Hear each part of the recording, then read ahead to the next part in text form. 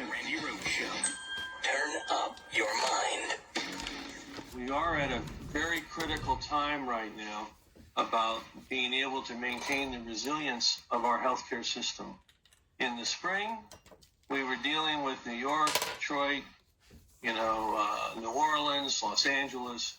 We could shift healthcare capacity from one part of the country to another.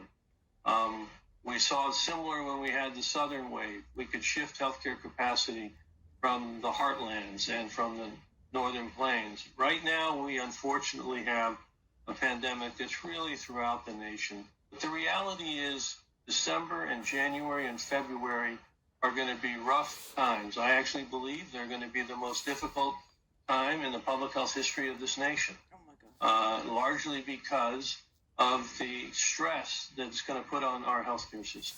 We're in that range potentially now, starting to see 1,500 to 2,000 to 2,500 deaths a day from this virus. So, the mortality concerns are real.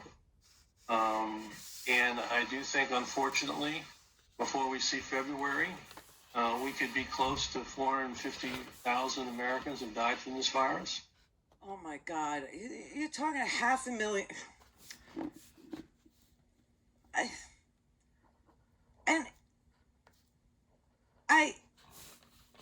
It's 31,000 people, 3,100 people died yesterday. 3,157 people died yesterday alone. That is the highest number of dead people we've ever accumulated due to COVID in a day ever.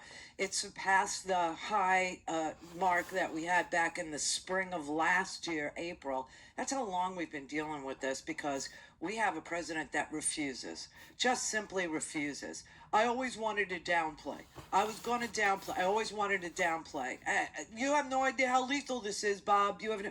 And so here we are. Hospitalizations are at record highs. Deaths are at record highs. And so this whole notion of testing is causing cases is out the window.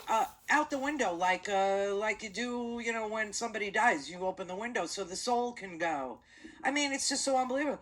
This during the last record high that we had to dig mass graves in Potter's Field. Do you remember that?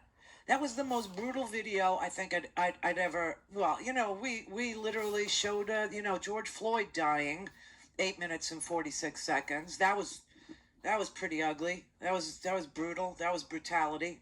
But the digging of the graves, I don't know. They're kind of tied. One is the murder of a man. The other one is, abject carelessness, right, and burying dead people. But it's winter now. It's winter. And it's going to be a whole lot harder to dig graves in frozen ground. The only thing that we may get better at in the next 3 months, corpse disposal. I mean, that's the only thing I can think of that we're getting any better at in the middle of this. This is so amazingly scary and unbelievably sad, and it didn't have to be this way. That right there is why this president has got to face the music. He has to go to court. He must answer for his dereliction of duty. I mean, and everybody's going, well, what would you charge him with? I'm telling you, murder in the second degree, a depraved heart murder, a murder where you just didn't care that what you were going to do was going to cause the death of another, and another, and another. And I mean, it's unbelievable. Every day we're going to have a 9/11. Every single day we're having a 9/11. We have almost 275,000 people dead. We hit 14 million cases today in this country. And all that Trump talks about, I mean, he did, last night was 46 minutes of crazy on Facebook. And I'm telling you, that was the craziest thing I've ever seen on Facebook, and that's saying a lot, because there's crazy stuff on Facebook. You know that, right? I mean, do you have any idea how high that bar is for crazy on Facebook, and the president surpassed it? Not a word in this 46-minute Facebook rant. Nobody even wants to play it because it's a rehash of his greatest hits of election fraud. claims that have been debunked by every court that they have appeared in. And some of these complaints are recycled from state to state, from city to city, from court to court. It's very sick. It's very sad. But you know, if you watched any of this madness of King Trump on Facebook yesterday, I mean, usually it takes about, I don't know, 3 minutes or so for you to realize that, you know, it's real or it's fake. At first, I thought it was a fake video that was meant to mock Donald Trump's whining. But no, it was real. Last night was a doozy. I have to say, if you're a current events reporter, or if you're somebody that is following this particular, time that we live in, last night was a doozy. It was off the charts, crazy. I mean, madness, absolute Looney Tunes madness.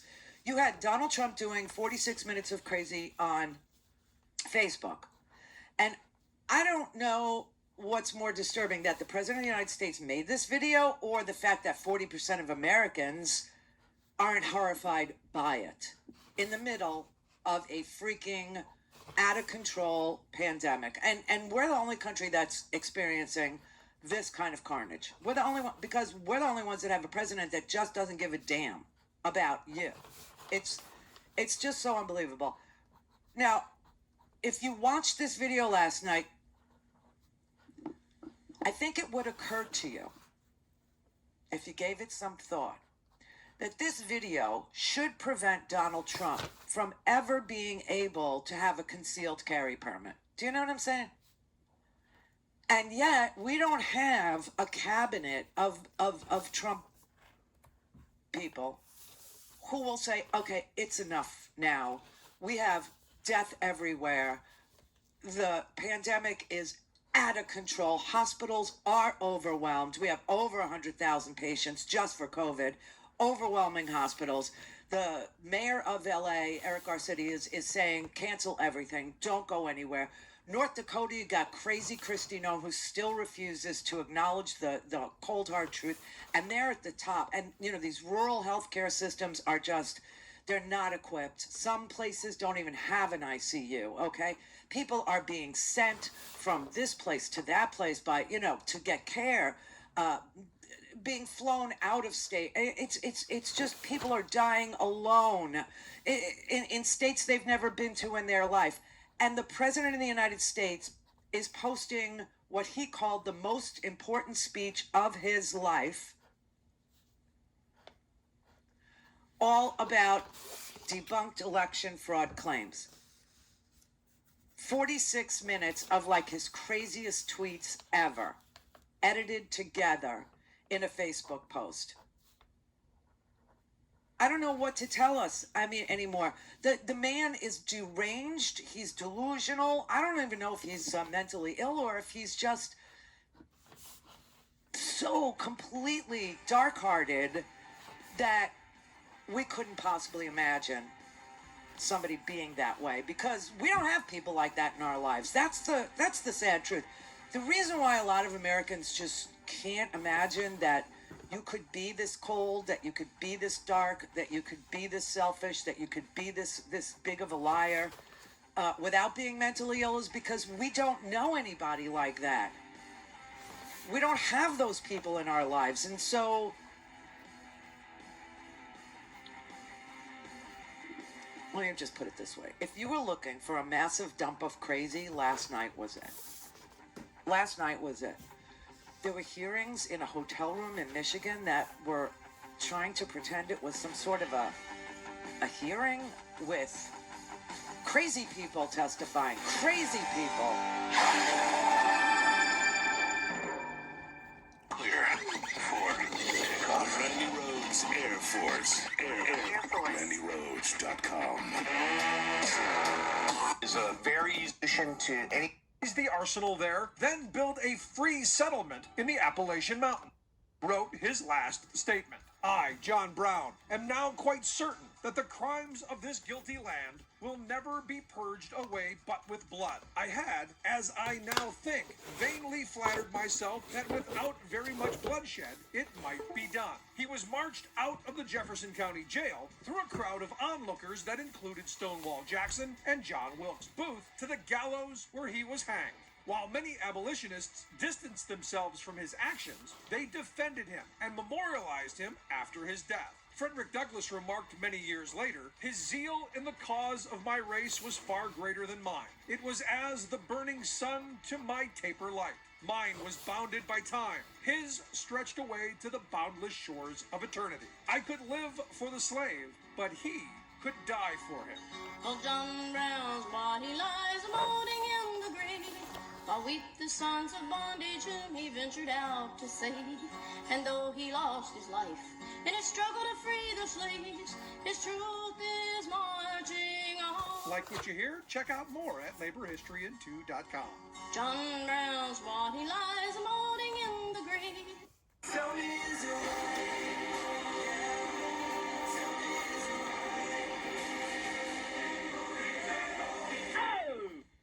All things Randy at RandyRhodes.com. Go for launch. Speaking truth to power, the Randy Rhodes Show. The latest data is nothing short of alarming. In the last month alone, since early November, our daily infections have tripled. Hey, Our hospitalizations have more than tripled and are at a new peak. And our deaths have nearly doubled, and they continue to rise. These numbers don't reflect last week's record-breaking numbers. They don't reflect yet the Thanksgiving effect of time spent together with families when many people were gathering and traveling in defiance of public health warnings. And here in our Golden State, unfortunately, California has one of the fewest numbers of hospital beds per capita compared to other states. So if cases continue on this pathway, if they continue to increase at the pace that we've seen, the county expects that we will run out of hospital beds here in Los Angeles by Christmas time. oh God. The public health of our city, the public health condition of our city, is as dire as it was in March, in the earliest days of this pandemic. So tonight I want to speak, as always, to you candidly, with the truths and the statistics that I get as soon as I get them, to share them with you, and to know what we can do in the coming days. It's as much what you choose not to do as what you do that will determine what happens here in our beloved hometown. The choices between us are stark, between health and sickness, between care and apathy, and yes, between life and death for too many of the people that we love. My message couldn't be simpler. It's time to hunker down. It's time to cancel everything. And if it isn't essential, don't do it. Don't meet up with others outside your household. Don't host a gathering. Don't attend a gathering. And following our targeted safer at home order, if you're able to stay home, stay home. What are you doing? Oh, I mean, are we doing this? I don't, for me, I would like nothing more than to go to the store, rape the shelves of toilet paper, okay, and get 3 months worth of Cheerios and stay home. That's what I would like to do. Unfortunately, I'm not rich. I can't afford to do it. And most of us also cannot afford to do that. So what in the hell are we going to do? This is the craziest I've ever seen the country ever. I mean, we are in the middle of a whirlwind of disease, a whirlwind of death, a tornado, a hurricane of COVID. It's the most amazing natural disaster in the history of the world, and we have a president who has decided all he cares about.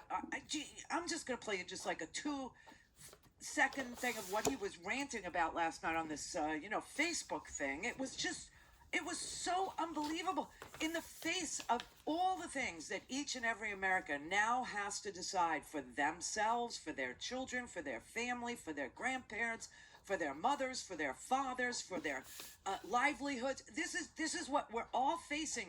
We're all facing this. And here's the president of the United States. Now I hear that these same people that failed to get me in Washington have sent every piece of information to New York so that they can try to get me there. It's all been gone over and over again. For $48 million, you go through tax returns, you go through everything. The New York Attorney General, who recently ran for office, campaigned without knowing me, stating, "We will join with law enforcement and other attorneys general across this nation in removing this president from office." I never met her. Most people have never met the prosecutor. This is just very sick and twisted, but this is what he's focused on. He's focused on, I'm going to jail, and I cannot lose this election. I am going to jail. He was accusing there Mueller, the $48 million. He was accusing Mueller of going through his tax returns. Mueller did not go through his tax returns, okay? Mueller did not look at financial crimes that the president may or may not have committed, okay? He didn't. He never did. The president actually threatened Mueller that if he did get into his finances, he would fire him.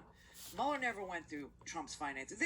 It was 46 minutes of absolute lying, wall-to-wall lying about keeping him out of jail. How all his supporters have to now financially support him to keep him out of jail. It's the sickest presidency I have ever seen, witnessed, read about, know about, learned about. I've never seen anything like this man. I just never have. And everybody is trying to talk about how to keep us safe and how to get through these next 3 months because we don't even have the money to vaccinate everybody. So now it's down to cash, right? So we're going to get this maybe 2, maybe 3. It depends. Johnson & Johnson's got a candidate. AstraZeneca has a candidate. We know Pfizer. He's saying, Kelly McEnany actually stood at the podium at the White House yesterday and said, we really ought to thank Donald Trump for the invention of his vaccine. We ought to name it the Trump vaccine, which is what Geraldo jokingly, I think, said on Fox News. Call it the Trump. Call it the Trump. Like, you want to call something the Trump? Okay, go get yourself some UV light and some, bleach. Put it into a syringe. That's the Trump. This particular vaccine that we're talking about here was developed in Germany by German actually, the lead scientist for Pfizer is of Turkish descent.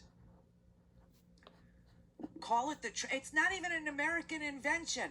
The UK has already gotten emergency use authorization. They're going to begin.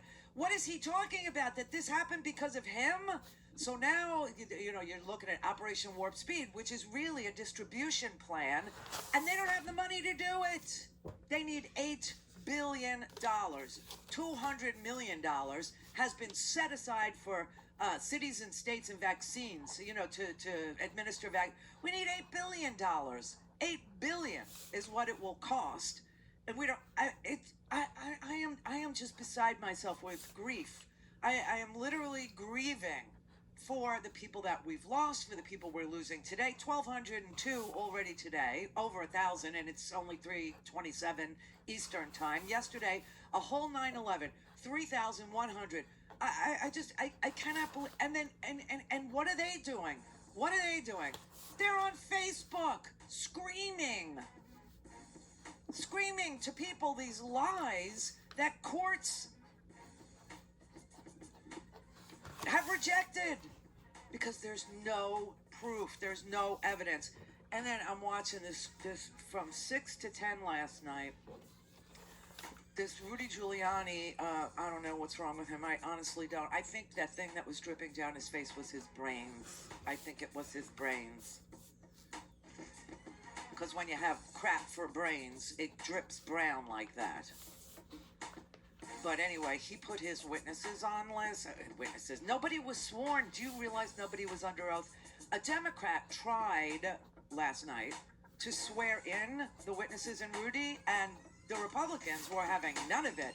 They weren't under oath.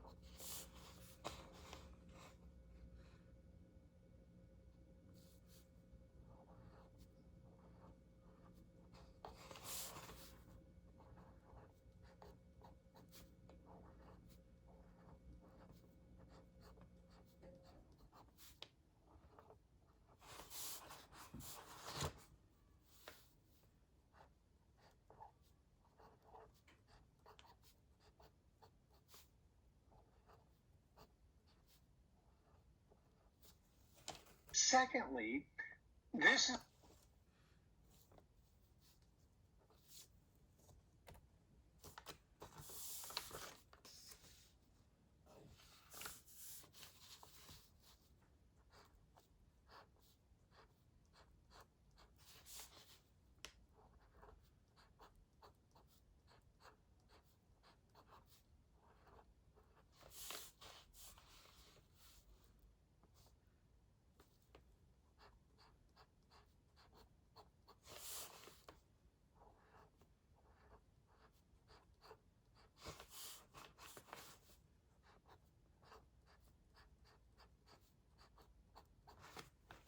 on again a basis of no out-of-pocket expenses for those families of four. So you look at that terrain and you say, okay, we're not going to make a leap forward. I guess he's not prepared to sign, HR 1384.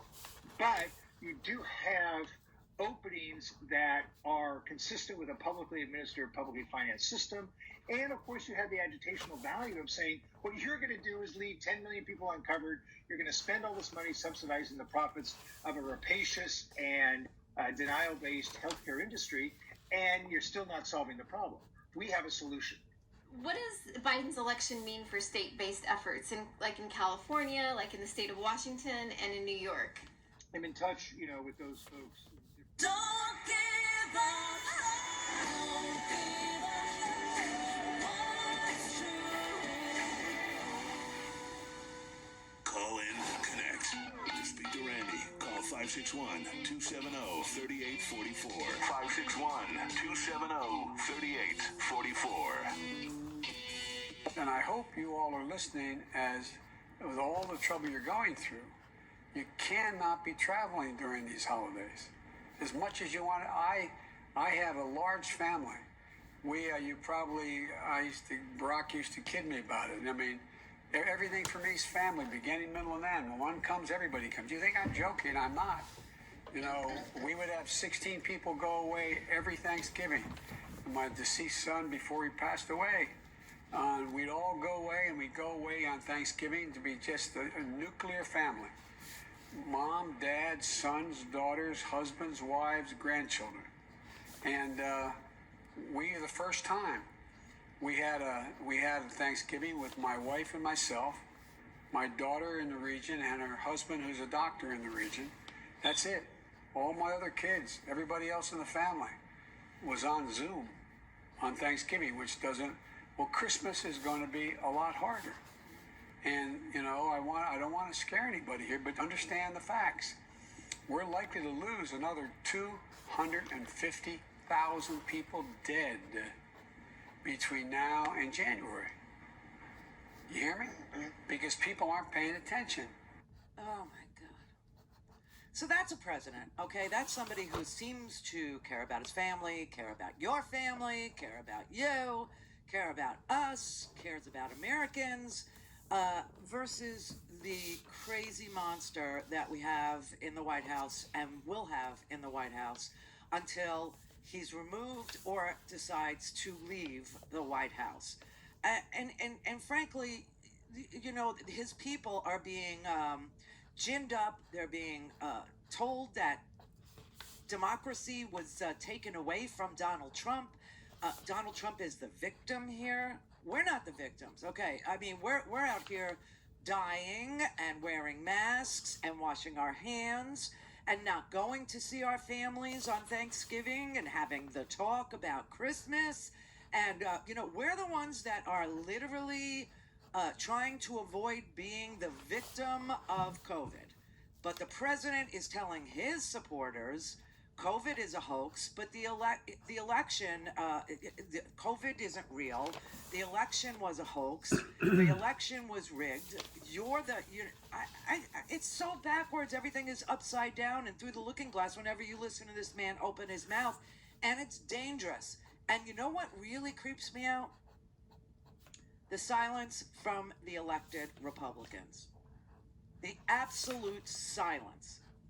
And their unwillingness to do anything at all for the American people in spite of this president. You know, if they were getting together and they were saying, you know what, we need to get stimulus money out the door, let people be able to afford to stay home, let people be able to get through, to February, because February is when we imagine 100 million people will have been vaccinated.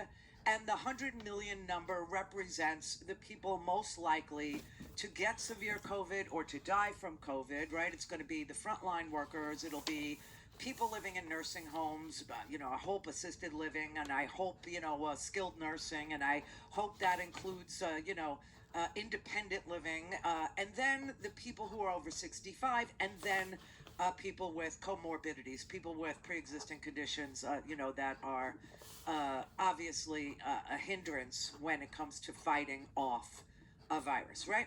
So we need to get through to February. So wouldn't it be nice if the Republicans in the Senate were actually saying, okay, we hear what Robert Redfield said. We hear that we're facing 500,000 dead Americans, which would be more than we lost in World War II.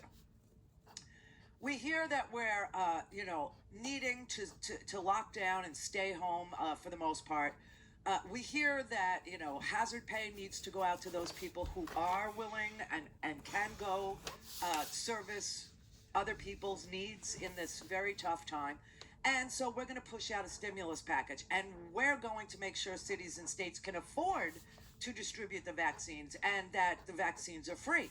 And we're going to be able to, take care of cities and states so that they don't. You talk about defunding the police. You want to see the police defunded? Hang out with Mitch McConnell some more. Be a Republican some more. Because without the money for the cities and the states, which Mitch McConnell is anti, doesn't want that to happen. Doesn't want cities and states to get the money. Why? Because he feels like COVID affects cities more than rural areas, which is an abject lie. And he doesn't want to, and they've said it out loud, we don't want to bail out California. No, it's Americans that need help, okay? So they've been adamant about holding back this money. They don't want this money. They clawed back money that was already appropriated in the CARES Act, the 35 billion dollars. Oh, did you see Katie Porter question Steve Mnuchin about this illegal move of his to claw back the stimulus money? To claw it back? To hamper a Biden administration? To punish the American people for not voting for Donald Trump? Very sick. The whole thing is twisted. But if you want to see police defunded, stick with the Republicans, because if cities can't pay police officers, if states can't pay patrol, the state troopers, if states can't pay frontline workers like, public hospital worker, you're going to see a defunding of the police. That is obviously what they're for. So it's just so fascinating. How? They point at me. I always hated that expression. I told you, defund the police was a stupid expression. It was dumb. It made no sense, because nobody in their right mind wanted police officers not to be patrolling, not to be responding, not to be, able to be called if you're having a heart attack, whatever. What we were saying was that if you had a cat up a tree, you didn't need a guy who was armed to the teeth in riot gear to be the responder. So we were talking about replacing some of the people who respond to some of the calls with people who are more skilled at what this call was likely to need as a response, right? But they're the ones that are defunding the police. They are literally the ones that are defunding the police. And Katie Porter, Katie Porter is a Harvard-educated lawyer. You know who her professor was? One of her most influential professors, I should say, because she had many. Elizabeth Warren. Katie Porter, before she was a congresswoman, not only graduated from Harvard Law, but then went on to teach law at UC Irvine. She's a law professor. Now she's a congresswoman. And the arrogance and the snarky, smarmy responses from Mnuchin yesterday, when she pointed out to him that he has violated the law by clawing back the $455 billion, because that money was supposed to be A, spent, and B, if it wasn't spent by 2026, then it could be clawed back. But it's 2020, and he clawed it back, and that was a violation of the law. So she challenged him. Are you a lawyer? Are you a lawyer, Miss Porter? Are you a lawyer? Hell yes, she's a lawyer.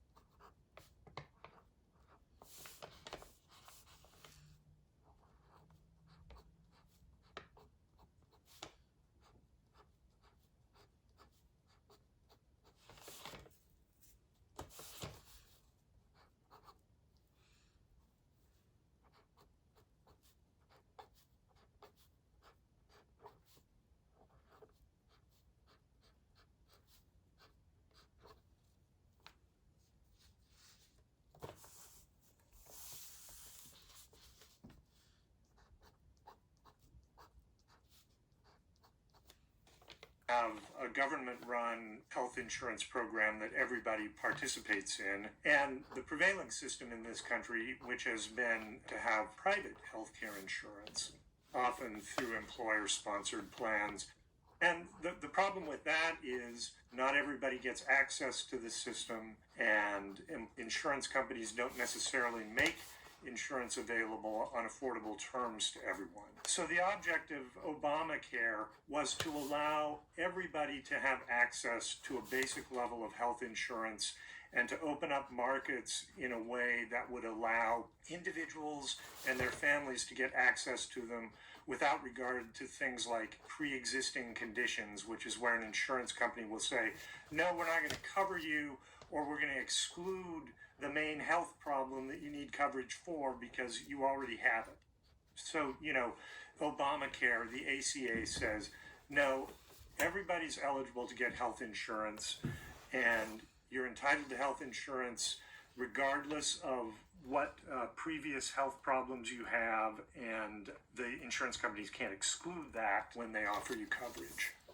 So today we're discussing a couple of lawsuits, California versus Texas and Texas versus California. So are California and Texas really suing each other? And in a nutshell, what are these cases about?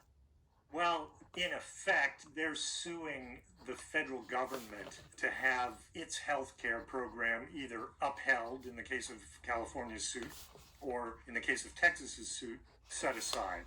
Actually, California intervened in Texas's lawsuit. Texas is trying to get the entire Affordable Care Act tossed out. It goes into a whole evolution of cases where the Supreme Court has previously considered the Affordable Care Act. So how did Public Citizen get involved in the case? When the case went up to the Supreme Court, we had a particular point we wanted to make about how the Supreme Court should resolve the case. And it is in line generally with the arguments that California was making, but we just wanted to focus right in on a point that we thought was critical and determine the outcome of the case. It's possible for people or organizations other than the actual parties to the case to submit their views in what are called friend of the court briefs, or as lawyers often refer to them, amicus briefs, because we like to mispronounce Latin. Do you want to talk about what that point is that you made to the Supreme Court? It might help to back up a little bit and talk about what the issue here is. When the Affordable Care Act was...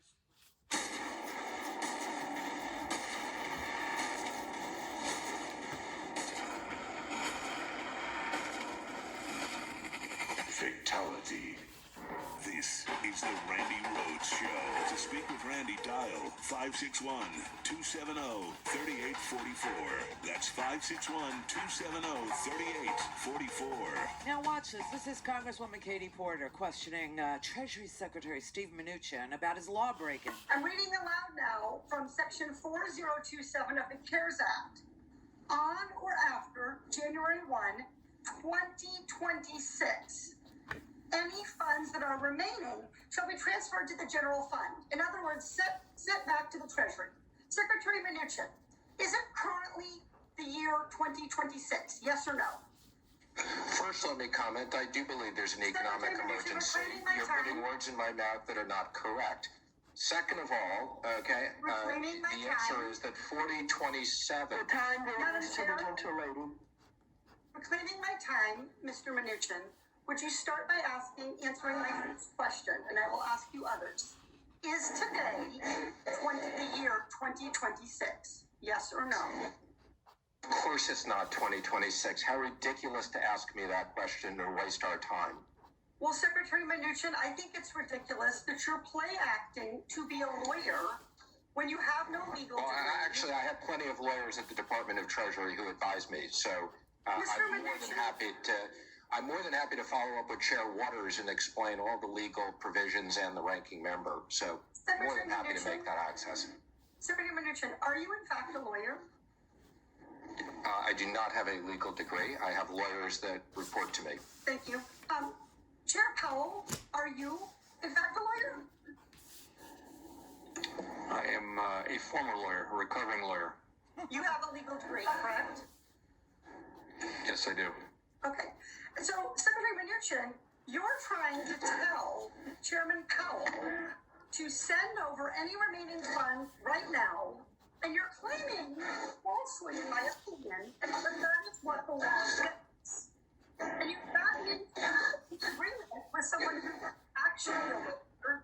And Are you a lawyer? Congress, which actually wrote the law about what it says. Are you a lawyer? She's a lawyer. She's a Harvard-educated lawyer, is what she is. And she is clearly telling Steve Mnuchin that the law, the CARES Act, that provided this $455 billion in stimulus money cannot be clawed back to the Treasury until January 1st, 2026. And he's done it. And she's trying to get him to wrap his small little brain around the fact that what he's done is illegal. And that Congress wrote the freaking law. And so she is perfectly capable of understanding what she helped write. Are you a lawyer? I have lawyers that, report to me. I have lawyers that report to me. This is just ridiculous because obviously what we need is money to stay home. Obviously, people are in food lines. Obviously, people are in lines for everything these days. Everything. 11 hours to vote, 5 hours to get a COVID test, hours to get toilet paper, hours to get food now from a food bank, and they don't want to do a damn thing. Nothing. Why didn't all those billions of dollars, hundreds of billions, get spent when the need is so great? The explanation for that goes in the lack of oversight that was baked into some of these programs at the start. And so in this case, the money went to the Treasury. The Treasury transferred it to the Federal Reserve, and the Federal Reserve spent only a portion of the money. Now, it's not necessarily a bad thing because we still have a great deal of economic need, and that money can be used to help businesses reopen, to rebuild customer lists, to recruit and retrain new employees. But Secretary of Treasury Mnuchin is trying to stop that. He's trying to take the money, claw it back from the Federal Reserve, even as Mr. Powell, the chair of the Federal Reserve, a man not known for hyperbole, says that the economic outlook is extremely uncertain. So we need to listen to him, leave this money where it is, and allow the Federal Reserve to step up and use that money to lend to cities and states because they are in dire needs of funds, and they're the ones on the front lines of this crisis. Cities and states, and that is why they clawed the money back. They don't like cities. They think cities are blue places. And the President of the United States doesn't want to help people who live in blue places. This is sick. This is